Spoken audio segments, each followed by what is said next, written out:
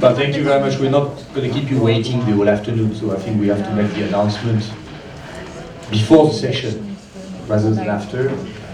First of all, let me tell you how privileged I feel to be in Jaipur today. It's already my third edition of the Jaipur Lit Fest. You know, I look at you and I think I'm getting older and older. You're not. But, I'm not. I'm 32. That's impressive. And this is really a festival that I would not miss at any account. There are few places in India where you come over and over, come back over and over, and that's definitely a place where I'll come back long after I've left India, which is not for tomorrow.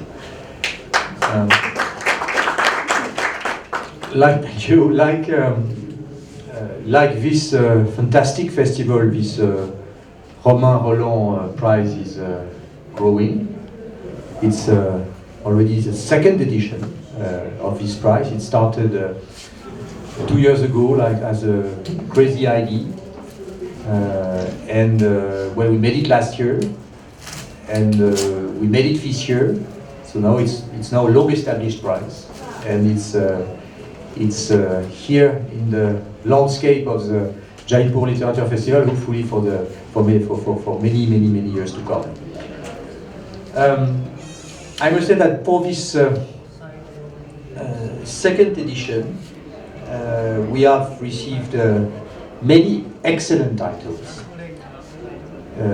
from literature, from essays, social sciences, and we especially saw this year a large contribution of Indian languages other than English, and I would say also other than Hindi, which was very specific to this year's edition, with several Malayalam, several Tamil, Bengali, of course Hindi titles, and the shortlist that has been settled by our wonderful jury that I want to thank very warmly at the outset, testify to the quality of these translations, with many books from the south of India coming this year's edition especially. And I'm especially proud of this result because it showed that intellectual exchange between our two countries are spreading across India through a large diversity of languages. And as you know, it's been part of the embassy strategy to promote translation, to increase translation of French books in Indian local languages. Once again, not only in English, not only in Hindi, but in as many Indian languages as possible. Because our perception is that we might have a very strong strategic partnership. I think we have, really. We have a very strong economic partnership, but we've not invested enough over the past decades on the cultural aspect of our partnership, and there is no better way to reach out to the largest number possible of people in this country than once again promoting translations in the whole diversity of languages that this fantastic country is having. This prize is new,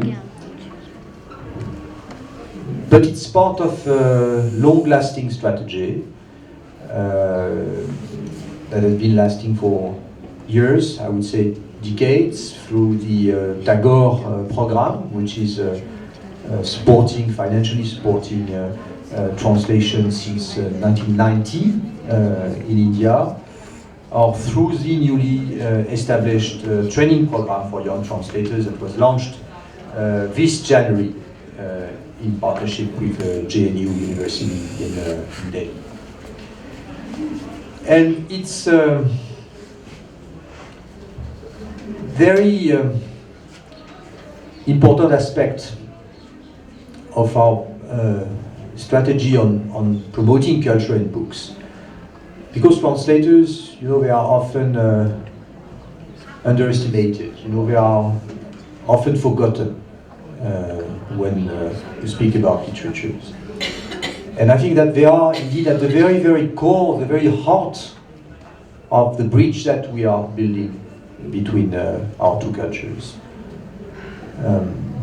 They are messengers, they are writers, in a way, and they had to be recognized. They had to be recognized as this key element in linking, in bridging our two cultures and our people. This year is obviously a very, very special edition because it comes ahead of very exciting perspectives for book lovers between India and France. As you may know, since you are all book lovers, India will be next year, in 2020, the focus country to the Paris Book Fair. In March 2020, we feel also very privileged to have India as a guest of honor of what has now become one of the top major book fair around the world. It's a major event for us, and it's much more than building a pavilion. It's much more than a week program on a beautiful pavilion.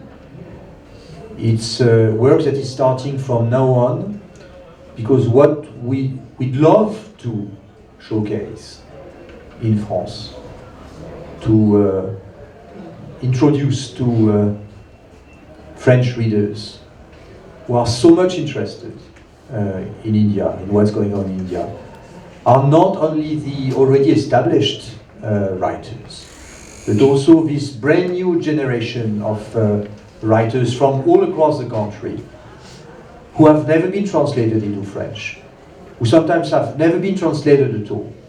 And when I say it starts now, it means that once again we have to start the translation work now if we want to have enough books ready for March next year. We need to start a selection now if we want these dozens of writers coming to Paris. And when I say coming to Paris, I'm actually inaccurate, because it's not about pavilion, it's not about a book fair, it's not only about the pavilion and not only a one-week book fair. It's a full year of Indian literature, Indian debate, Indian thinking that we'd love to promote in France, with a program reaching out to as many places as possible, inside the book fair, outside the book fair in Paris, outside Paris, all across the country. So it's a very, very exciting work that we are starting today, and I'm very glad to see the large delegation that we managed to bring to Jaipur this year. A delegation of writers, but also a very large delegation of publishers that have come here to to enter in contact. Well, they have already many contacts, but to meet people, to meet these young generations, to meet writers, to meet publishers, to meet translators, so that we start the work right now. And this 2020 Paris Book Fair will be a tremendous success, and a tremendous opportunity for all India to showcase its many talents in France. Well, now let's congratulate the winners. I'm very glad to announce that out of 3 shortlisted works, 3 shortlisted among many works that have been worked upon by our very dedicated, very fantastic jury. Well, you had to select one. And this one is a fantastic Tamil translation of La vie d'un homme inconnu, The Life of an Unknown Man, novel by André Makin. A fantastic translation from Professor Krishnamurti, published initially in France by Le Seuil and in India by Kalachuvadu.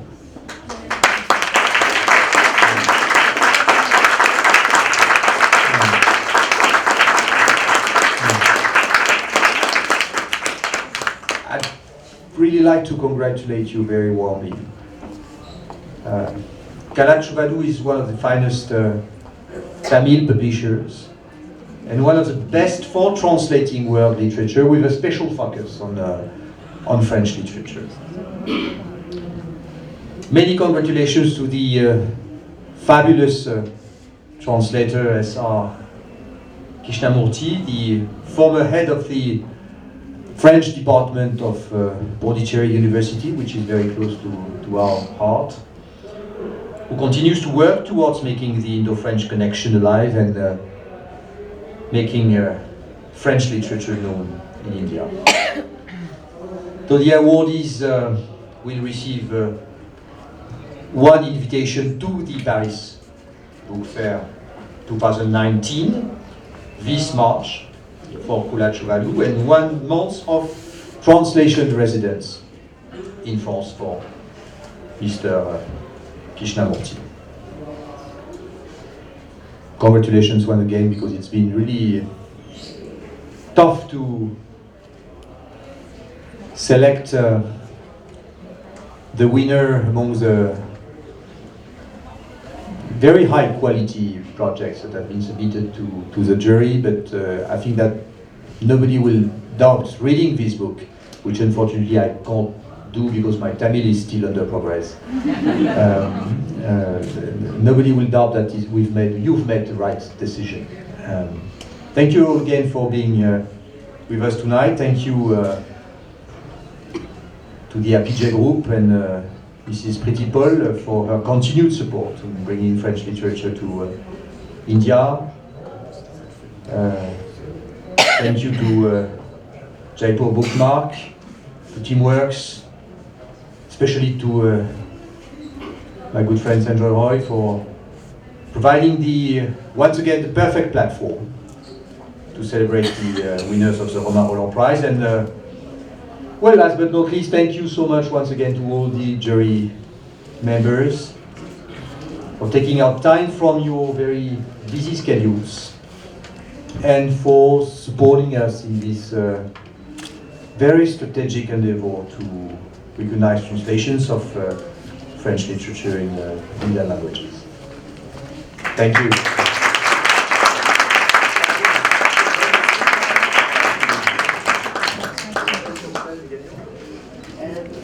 Thank you, Your Excellency, for announcing the winner of the prize. I think the author is not with us, the translator is not with us today in Jaipur. He's here? The publisher is here, yes. Yes. I would like to invite the publisher to say a few words.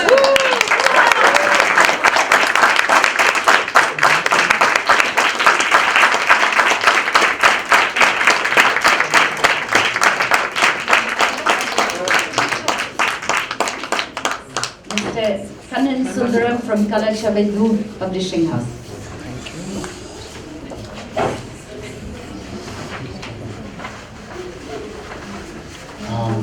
I'm very happy if my friend Charan, who is here, also joins me in receiving the award on behalf of Kalachuvadu.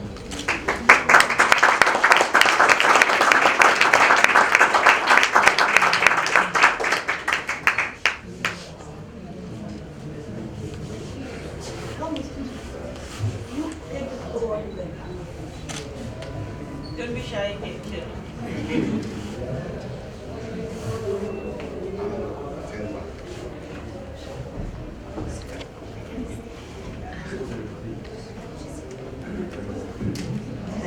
Would you like to say a few words that...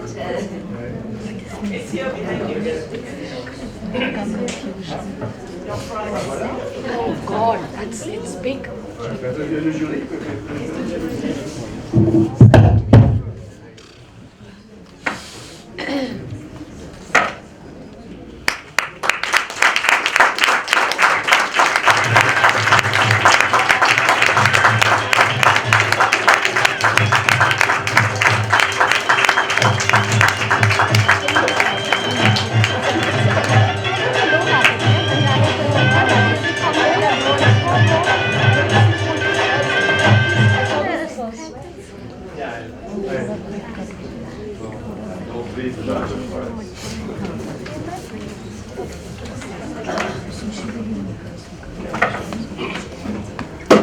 Thank you, everyone. So, 2 days back, I heard the very happy news that Andros book has, in translation in Tamil, has received this award. So I immediately called the translator, Mr. Krishnamurthy, to share the news. He was very happy, and he said he could not immediately travel to Jaipur now, and he requested that we receive the award on his behalf. I'm happy to do that, and I think the full credit for the award goes to him because he is a translator and this is a translation award. But we are very proud and happy to work with him, and we'll continue to work with him on future projects. Thank you so much.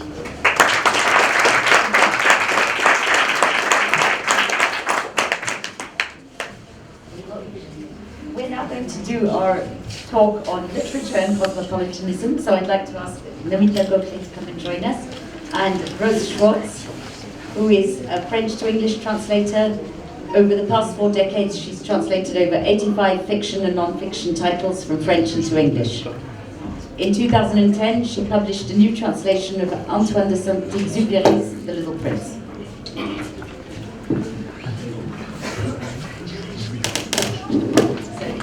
This panel is on literature and cosmopolitanism, and we'll start by talking about that, and then we'll talk very, very briefly about the translation prize and the books that we looked at. The word cosmopolitan derives from the Greek word cosmopolites, citizen of the world. In the 18th century, it came to signify a man of no fixed abode, or a man who is nowhere a stranger, also evoking a sense of familiarity with cultures elsewhere.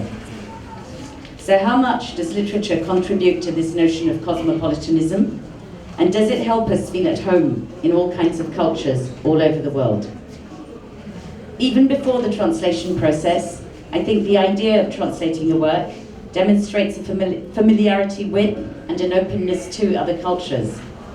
The person or the publisher who chooses or proposes a book for translation already has a cosmopolitan outlook in their desire to share literature across borders, opening up entire universes in the process. Imagine the world without the translations of Basho's haiku, or the Mahabharata, or Saint-Exupéry's Little Prince.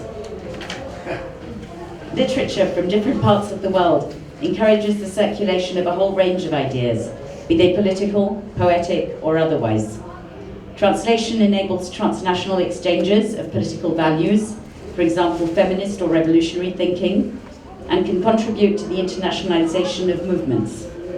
Translations can give us a glimpse of how other cultures fall in love, envisage relationships, what they dream of, and how they dream it. They help us discover so much that is different, and yet the same, between peoples and cultures. The translation of a lot of contemporary Indian literature into French over the recent years has changed the way the French think about India. It has brought a sense of modernity into their view of the country, and it has allowed other cultures to see how people in India are facing a whole range of issues related to modernity, be it in terms of love, work, living in large cities, and so on. It has created a shift away from the narrow view of India, largely as a spiritual country, or a country beset by caste problems, and it has created a more multi-dimensional perception. So I think literature makes a huge contribution to cosmopolitanism. Ros, we'll start with you. The last book you translated was by Mireille Gansel, and you say that in her life and work, Gansel epitomizes cosmopolitanism. Yes, I'd like to talk about Mireille Gansel, whose memoir in French, Traduire comme transhumer, translated to English as Translation as Transhumans, which I had the privilege of translating. Gansel is the daughter of a Hungarian Jewish refugee from the Nazis. She grew up hearing different languages spoken around her. Her connection to German was forged by her aunt, Serenka, a refugee in London, who spoke a German peppered with Hungarian, Yiddish and Slovak. Gansel studied German and became a translator. No surprises there. She sought out the persecuted and exiled poets of Cold War era East Germany and translated them into French, giving them a voice in the outside world. When the Vietnam War broke out, she responded to the American threat, "We'll bomb them back to the Stone Age," by learning Vietnamese and setting out for Vietnam as a young woman so as to translate the poets of that country and transmit its extraordinary literary culture to the West. There are no boundaries between Gansel's life and her work as a translator.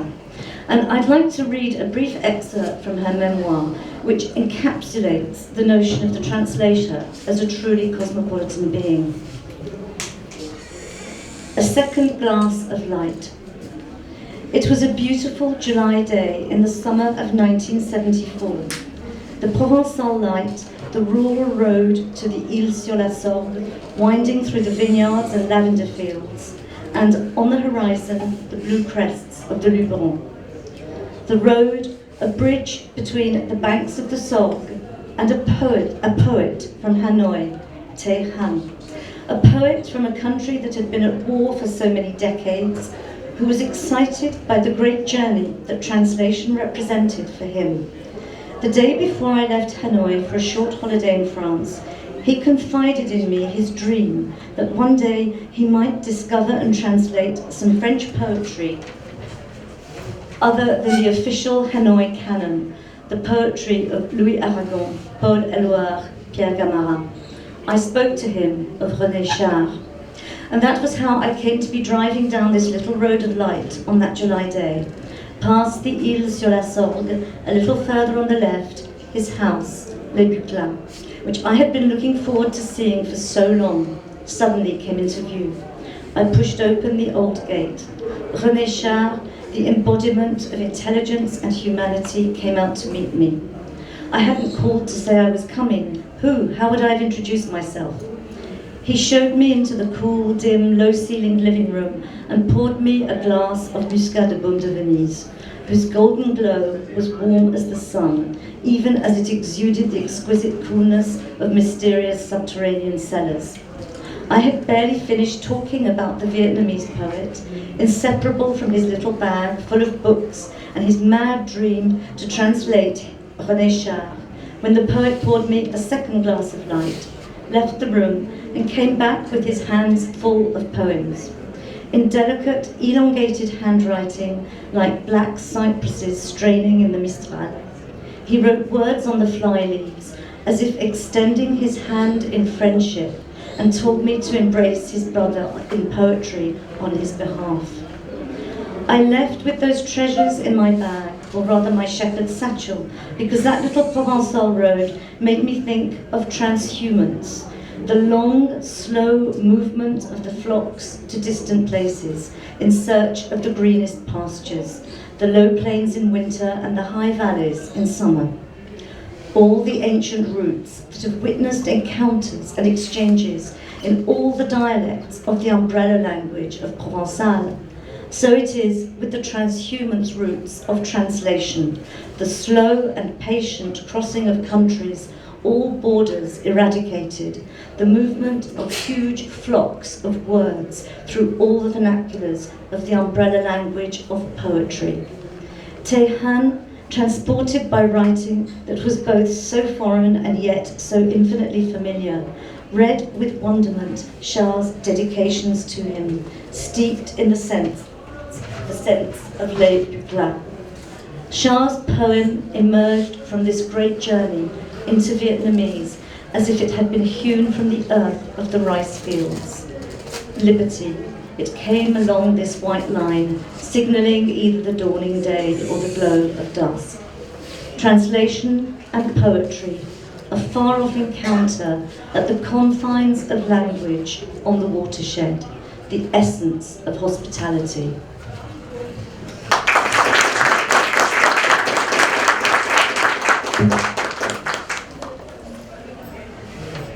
Thank you for that, that's beautiful. Annie, would you like to? What transhumance in Ganzel and Rose, compared with transfer or translation, says something about humus and about cosmos, which accommodates the earth. And humus says something about humility, being humble towards the cosmos. I make it a bit clearer. On a Memorial Day in a faraway farm in South France, I was preparing a radio emission from France Culture around two great ecological practitioners and humanists and writers. One was the French Pierre Rabhi, and the second one, the Indian Anupam Mishra, whose book on water harvesting I had just translated. They had no common language. One was speaking only French, no English, and the other only Hindi with English, but no French. What struck me is that both immediately joined on the common ground of humility. Pierre Rabhi, by means of his well-known, at least in France, concept of humus, a mode of letting garbage decay and maturing into a rich nourishment for plants, feeding the human creature, linked to humility, to prepare humans. Here I quote Pierre Rabhi, instead of using pesticides, you have to be humble and receptive to the voice of the earth. Anupam Mishra, of course, had no such derivatives from a Greek-Latin culture, but he had his own, very local and specific derivation of the concept, of the humility concept. The Rajasthani Taylor behavior linked in Anupam Mishra to Krishna's gift of water in the Thar desert, a gift to be respectfully and heartily honored by working heart and mind, body and mind, tan man badan, for maintaining this gift to the human folk. They became friends, and Anupam Ji had a gift, Gandhi Peace Award arranged for Pierre. Both remained very local, but both also very universal. The local, in the matter, meant being grounded in the humus, earthly flavor of their own language and system of thinking, including metaphors. And the universal, in this case, meant to stand in the defense of humanity within the cosmos, not ruling the cosmos. This meeting is one of many which complicate the universal, as coined by Barbara Casal in a recent book in praise of translation. The only way to save a humanist universal and save us from the various denials of a principled universal. The notion of universality is indeed recurrently trashed by cultural relativism on the ground of the Western logo-theocentric discourse, or supposedly so, of enlightenment.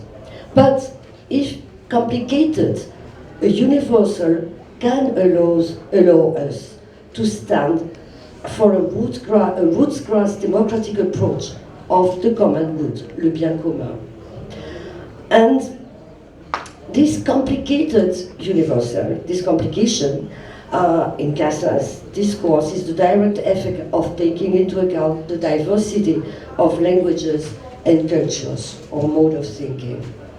Of course, we may fear that the city of cosmopolitanism, police, rules out the earthly dimension of humus and the humanist dimension of humility.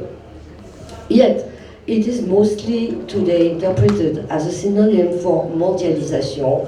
Sorry, it's a French specificity, a way of worldization or worldization, something like that, a way of handling differences.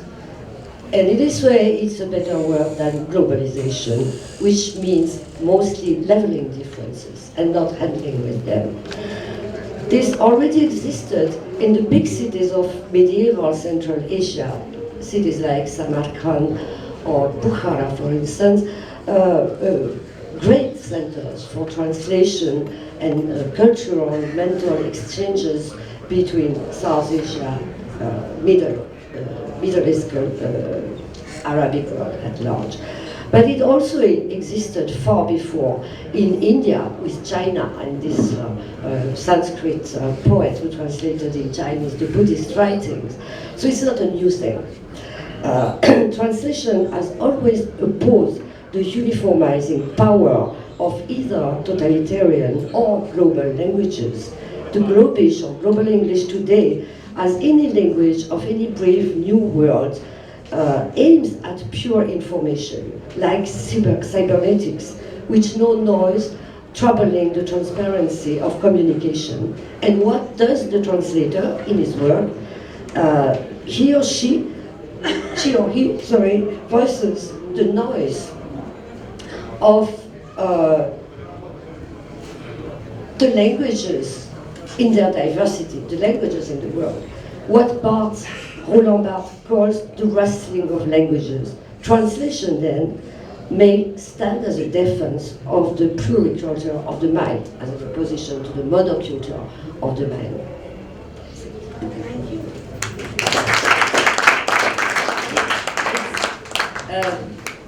From both of you, translation is something really organic and something that preserves difference and cosmopolitanism, although it could be seen as globalism. In fact, I think literature helps us preserve the differences rather than making it all global. Could I say something? Please. Because partly in response to my dear friend Annie Montaut. I'm so moved that she mentioned Anupam Mishra, and that brings in cosmopolitanism. Can you hear me? Yes. Yeah. When we set up this festival, my first thought was that all the Indian languages should be represented here. And we did our very best, but very soon you realize that the Indian languages cannot be represented without a huge focus on translations. Sadly, that translation is often in English, which is sort of intruder into the picture, but also a very important mediator. But French literature, French writers, French academics have been extremely cosmopolitan in their attitude to Indian literature, because cosmopolitanism at one level can sometimes be parochial, because it thinks it knows it all. But the thoughtful way in which French writers have sought out those translations, which are not obvious. I was trying to rack my brains, but there were at least 2 or 3 marginalized writers, Dalit writers, I think it was Thorat also, which Beju Naravane or so many people published. And then it came to English from there. So I know of at least 3 books that were published about in the last decade that first went from an Indian language to French and from French to English. And I think that's the path-breaking thing that you have done. And the writer she mentioned, Anupam Mishra. Anupam Mishra came many years to this festival. He was one of my dearest friends, introduced to me by a French friend by France Grand, of Annie Montaut's friend. And Annie has translated his works into French. This book was called, in English, Radiant Raindrops of Rajasthan. And in Hindi, it was called Rajasthan Ki Rajat Bundi. It was about water conservation in Rajasthan through traditional methods. And all of you will be surprised to know it was, for 5 years, the best-selling novel in India, but because he never accepted any copyright and he never accepted any royalties. And so it moves me that we come full circle and we talk about this important translation. And those really are the circularities of translations and translations. And also thank you for the wonderful journal you used to publish. Is it still in publication? Wow, or something? Wow? Maybe I'm confused. But thank you for bringing up Anupam Mishra here today, my dear friend.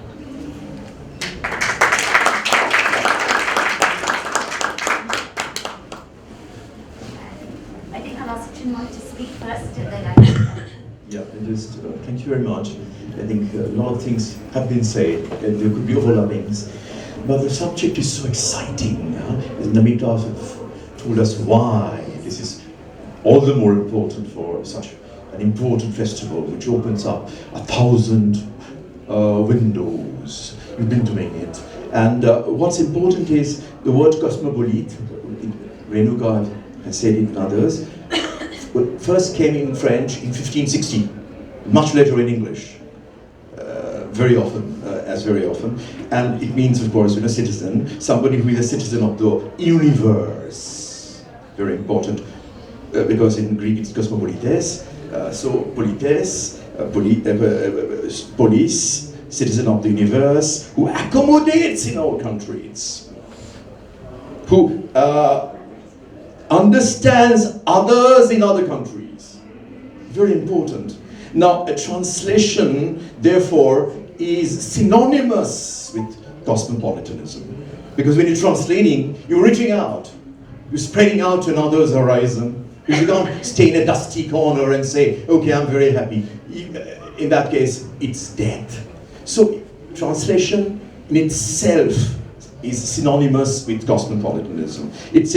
It changes you forever. You connect with other semantic networks. It connects with other cultural maps. Remember that India, as I said last year also, is the largest language laboratory in the world. We speak in 1,650 languages. And translation is a way of life. Just imagine that. So, therefore, translation is I think, is a very important strategy for survival. We have very important publishers here, writers. We have Navin Kishore of Seagull, who has done remarkable work as a publisher, and Sampark. I like the word Sampark. It's all about Sampark, relations. Relations. So you've been doing it, whatever you've read. You've read Tolstoy? In translation. Marx, translation. Dostoevsky, translation. Cervantes, translation. Kafka, translation. U.R. Anantamurthy, in translation. Mahashweta Devi, in translation. So this is a way of life. And if we don't open out, it's dead. Therefore, translation and cosmopolitanism are synonymous, as I said. It's a way of reimagining yourself as a human being. It's reconstructing yourself. And just one thing, very, very important, coming to India, my country, our evolution was caused by translations. Like in Nascimento in Italy, it was a saga of translations from classical Greek. And so in the 19th century, Tagore, when he was a child, he was reading Paul et Virginie, translated into Bengali as early as in 1868. Just imagine that. And Toru Dotto, who died of tuberculosis at the age of 21, young girl who wrote flawless French and was published by Attier, sans y toucher. 20-year-old girl from Calcutta, Maniktola. This girl brought out a book called A Sheaf Gleaned in French Fields when she was 19 and 20. And what did she translate? Can you imagine 20-year-old girl in Calcutta translating Victor Hugo, Charles Baudelaire, before it was translated anywhere else in the planet, and Le Comte de Lille, and Alfred de Musset, Alfred de Vigny, the Romantics. And this girl also went on to write, look at the title, A Sheaf Gleaned from French Fields. So it's part of a growing up. Tagore translated poems of Victor Hugo, 5 of them. And his elder brother, Jyotirindranath, translated Molière to Pierre Loti, and also Marathi, from Marathi, Bal Gangadhar Tilak. He was not only searching in the world, outer world, but in the inner space, digging down, translating Marathi and Hindi, and then going out and translating Molière one after another. So you see, this is a part of our evolution. If we are here today at Jaipur Festival, it's because of the evolution of the mind, which happened because of translations, which helped us endlessly. I am speaking not as a professor of English at Calcutta University, but I'm speaking as a translator of La Rochefoucauld's Maximes, Flaubert's Dictionary of Stupidity, Romain Rolland's Danton, André Gide's Straight as a Gate, and I can say that one bleeds while translating. It's so much pain, and yet one tries to connect. As Ian Foster said in the epigraph to his great novel, Howard said, only connect. If you don't connect, one perishes. Thank you very much. That's it.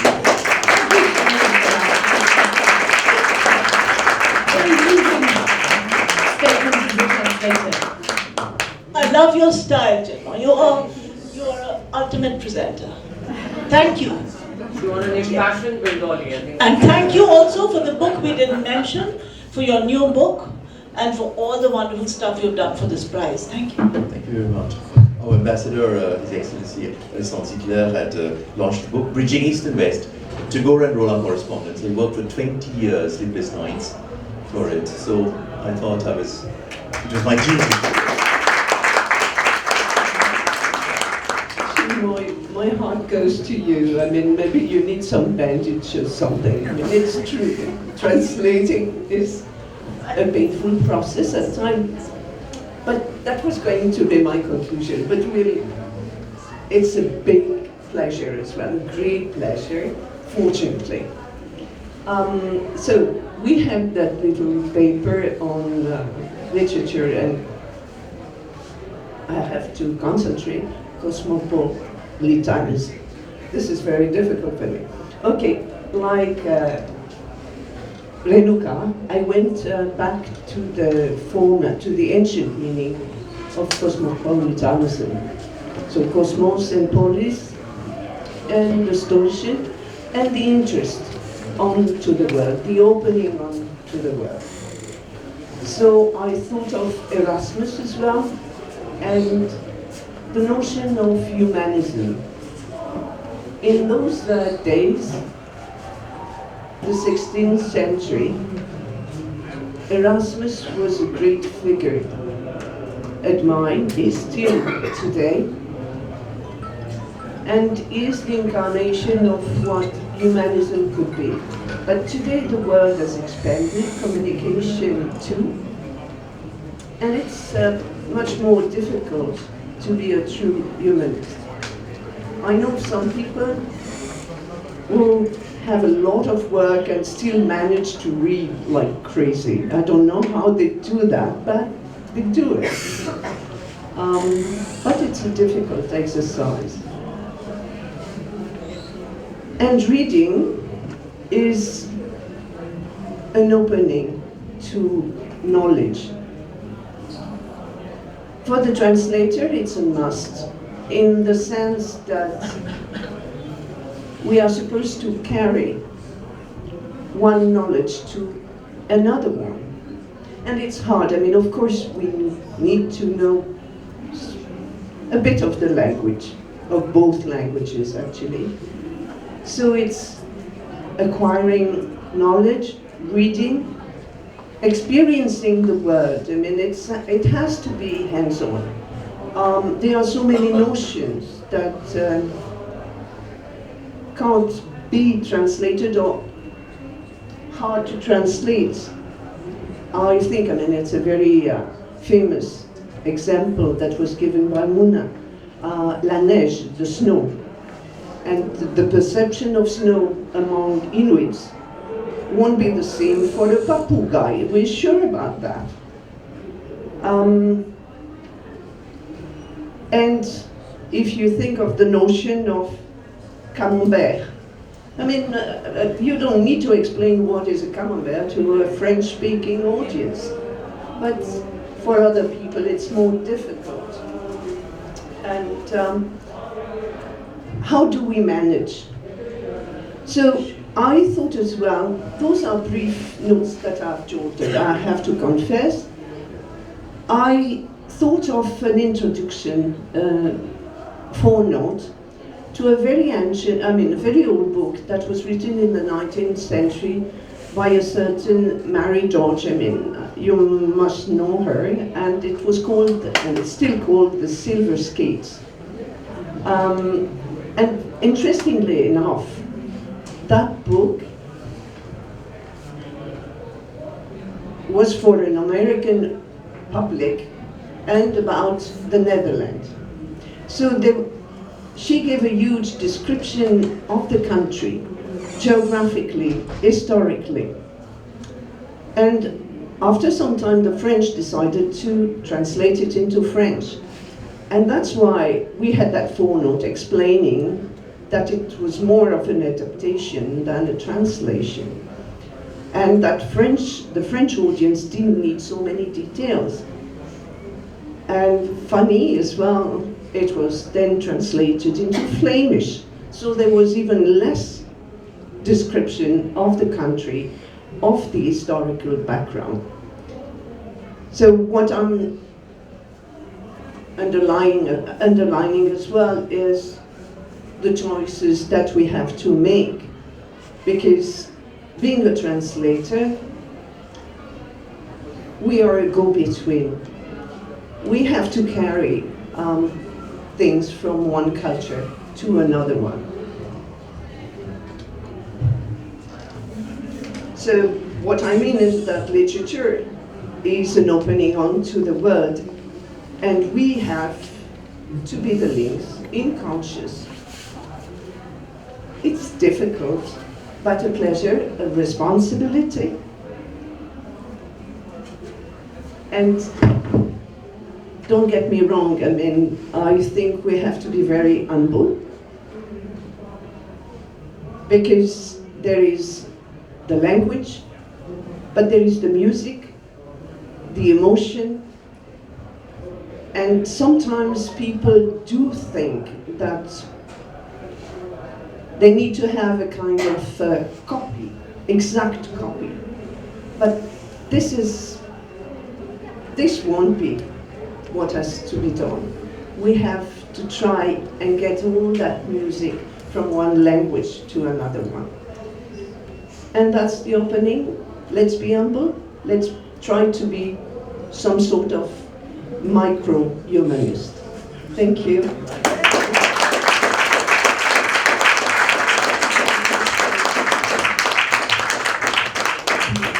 Thank you, Michele, for that. That was really nice. But as you were talking about Anupam Mishra, and I think in his book he describes how there are about 50 or 60 words for cloud and for things like that. So how do we as translators grasp those nuances, be willing to discover them, listen to them, and try and translate them in one way or another, to give people the notion that there are 60 different types of clouds or 500 different types of snow or whatever it is. Renuka, there is something as well that is very nasty.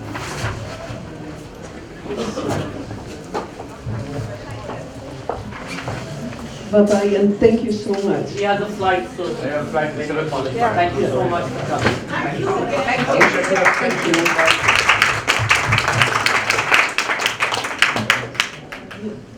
No, a technicality, for instance, I mean, some fish. But I mean, and plants. It's so tricky, because the same fish won't have the same name here or there. So I mean, it can be the same English term in America or somewhere else, but to be translated into French, it has a different name. So it's a kind of a nightmare. And for plants as well, you have one species, and you find it in America, you don't find it in Scotland or something. I think, yes, sorry. No, I'm sorry. I was going to say, I think we need to stop on this because we are running out of time here. So just to say, I think maybe the most important things are that translators have to be humble, willing to learn, and willing to bleed. And I think just our role is that of go-between between languages, cultures, and everything else. Thank you all. Do we have? I don't think we have any time to talk about our translation prize either, because there is another. I think we. Sanjoy, do we have time to say a few words about the translation prize, or we? Please go wide. Yeah, there's another. You have 2 minutes. Okay. 2 minutes. Okay. 1 minute each, 1.5 minutes each. So that okay. No, Would you Is that okay? I'm sorry. 2 minutes. 2 minutes. 1 minute. 1 minute. Sam is allowing us 1 minute. Yeah. Just 1 minute. 30 seconds. Yes, so you just say a few words about what you read. The translation's reevaluated, but very quickly. We'll just do it in an hour. Okay, just if you 1 minute, less than 1 minute, or each 20 seconds, just one thing. Derrida said, you can't blame the translator because he's always wrong. But it's an impossible project, and we're trying our best to fulfill it. And they have done it, we're happy. They have gone to the last point to do it, and they have been largely successful. I'm very, very happy for them. So on behalf of the Jaipur Festival, I want to say that the unique thing about this prize is that it tries to bring parity between many Indian languages. So the nuance of it is so difficult because how do you judge a translation into 5 or 6 languages when each translator is judging by their own register?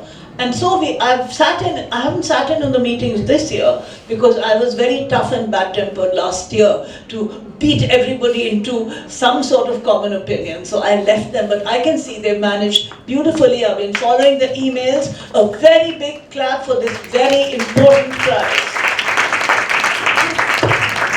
Also to all the readers in the different languages, because without their reports we wouldn't have been able to judge this prize anyway. So thank you. Ladies and gentlemen, we request you all to stay back for a very interesting initiative by the Jaipur Literature Festival. It's called Celebrate the World, that brings together all literary enthusiasts, authors, publishers, translators, etc. under one roof. May we please welcome Shivam, who will tell us more about it.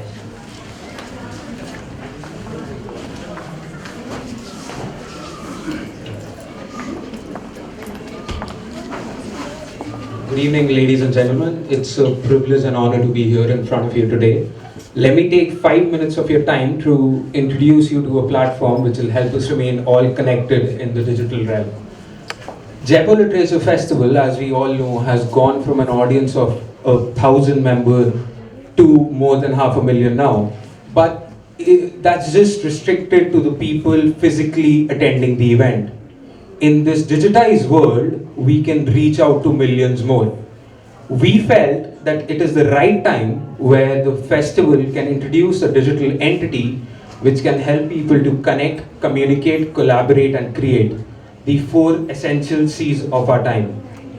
We at Vyus Technologies believe that technology has one job to do, that is to simplify life. To do that, we built a solution stack which will help solve the age-old problem of inclusion on the click of a button. On behalf of Teamwork Arts, in collaboration with Vyus Technologies, please allow me to present to you Celebrate the World. A social platform with features like a conversational sign-up along with the option to select interest, which would be book genres, and follow people in the community. At the same time, you get customized feeds from users and you follow dedicated people on the platform. Followed by the option to explore interest, which in general would be genres on the platform itself. It could be something like fitness, history, romance, fiction, non-fiction. We also will be having books on the platform, and everyone can explore books on the go, and people have the option to add these books to a collection of favorites. At the same time, you can connect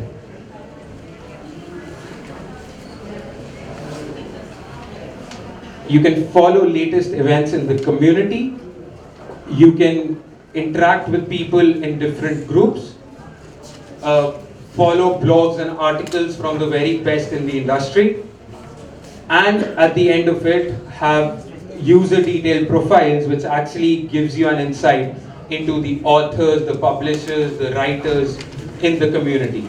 So this is the platform.